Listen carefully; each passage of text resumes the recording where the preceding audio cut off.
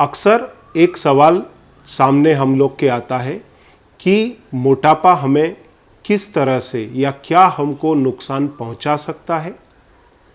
कई बार लोग सोचते हैं कि सिवाय देखने में अजीब लगने के मोटापा और किसी भी प्रकार के साइड इफ़ेक्ट्स नहीं देता, पर यह सोच पूरी तरह से गलत है। अगर हमें समझना है कि मोटापा किस तरह से धीरे धीरे करके हमारे को लाइफ में नुकसान दे सकता है, तो हमें समझना होगा कि हमारा वजन क्यों बढ़ता है। अगर हम वह समझ पाएंगे तो हम आगे समझ पाएंगे कि इसके हमारे बॉडी पे क्या दुष्प्रभाव हो सकते हैं और किन रूपों के अंदर हमको इसके दुष्प्रभावों का सामना करना पड़ सकता है। एक नॉर्मल इंसान है, 15 साल 20 साल का बच्चा है, अपनी नॉर्मल डाइट लेता है। नॉर्मल डाइट लेने पर उसके जो भोजन के अंदर आने वाले कार्बोहाइड्रेट, प्रोटीन और फैट हैं, बॉडी के डिफरेंट कामों के अंदर यूटिलाइज हो जाते हैं। खास तौर से कार्बोहाइड्रेट और फैट एनर्जी के रूप में कंज्यूम होता है और प्रोटीन बॉडी के डिफरेंट टिश्यूज को बनाने के अंदर यूटिलाइज हो जाता है। अगर एक इंसान नॉर्मल क्वांटिटी के अंदर कार्बोहाइड्रेट ले रहा है तो ब्लड में एब्जॉर्प्शन के बाद यही कार्बोहाइड्रेट उसके पेनक्रियाज में जाकर के इंसुलिन को निकलने के लिए स्टिमुलेट करता है।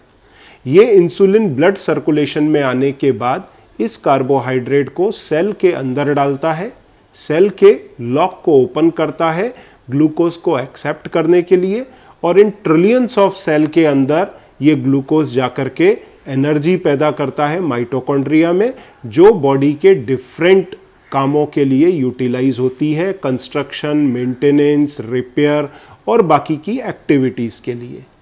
पर जब ग्रेजुअली इसी कार्बोहाइड्रेट की क्वांटिटी हम ज़्यादा कंज्यूम करने लगते हैं या हमारी रिक्वायरमेंट कम हो जाती है बॉडी की उम्र के साथ, तो यही जो क्वांटिटी हम पहले ले रहे थे वही हमारे लिए ज़्यादा पड़ने लगती है।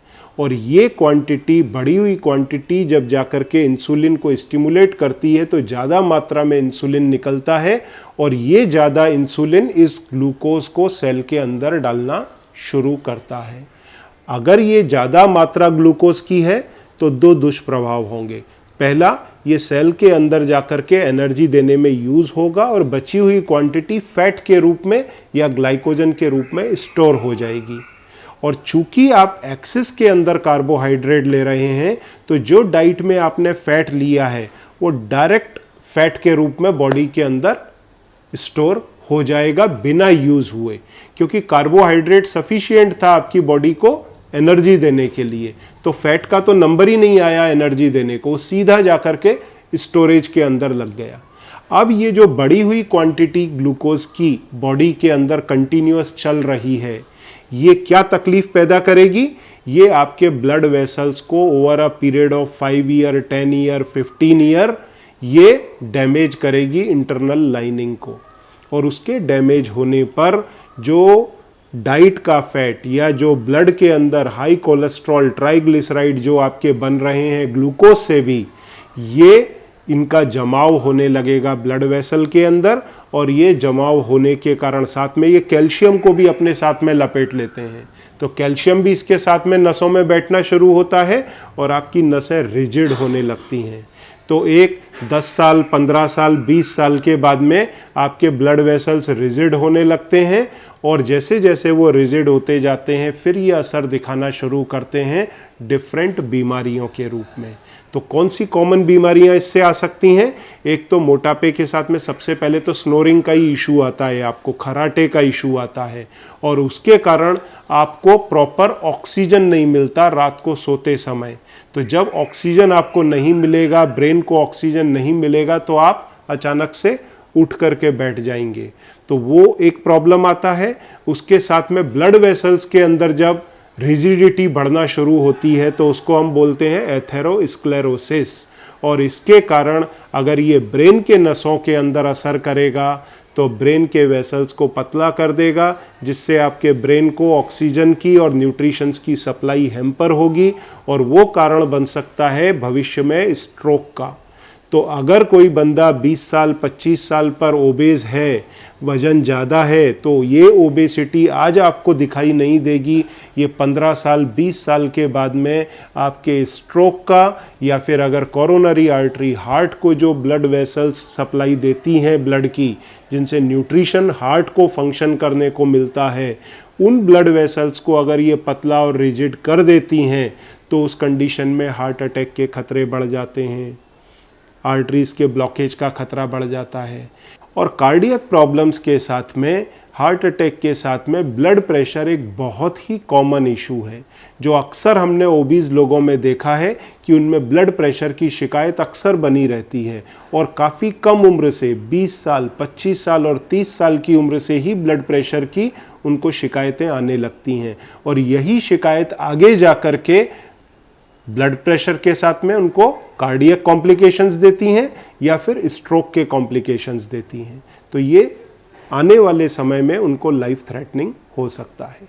यही ब्लड वेसल्स आपके किडनी के अंदर डिफरेंट प्रकार के एलिमेंट्स पैदा करते हैं। अगर ग्लूकोज का लेवल हाई है और उसके कारण आपको डायबिटीज़ प्रेसिपिटेट हो जाता है, तो यही ग्लूकोज आपके जो नेफ्रॉन्स हैं किडनी के अंदर उनको डैमेज करता है और उसके कारण आपके किडनी फंक्शंस हैम्पर होते हैं और भविष्य में आपको डायलिसिस की नौबत आ सकती है। अब इसका अगला दुष्प्रभाव क्या हो सकता है? न्यूरोपैथीज के रूप में आपके हाथ पैरों में जलन होना, कांटे जैसे चुभना या फिर सेंसेशंस का नहीं आना। अगर यही सेंसेशंस आपके हाथ पैर में आना बंद हो गए, कहीं पर ठोकर लग गई, घाव बन गया, तो आपका घाव भरेगा नहीं और ये अगला कारण बनता है एम्पुटेशन का। एम्पुटेशन के कारण वहाँ पर इन्फेक्शन का चांसेस बढ़ेगा क्योंकि आपके ब्लड के अंदर ग्लूकोज की मात्रा ज़्यादा है।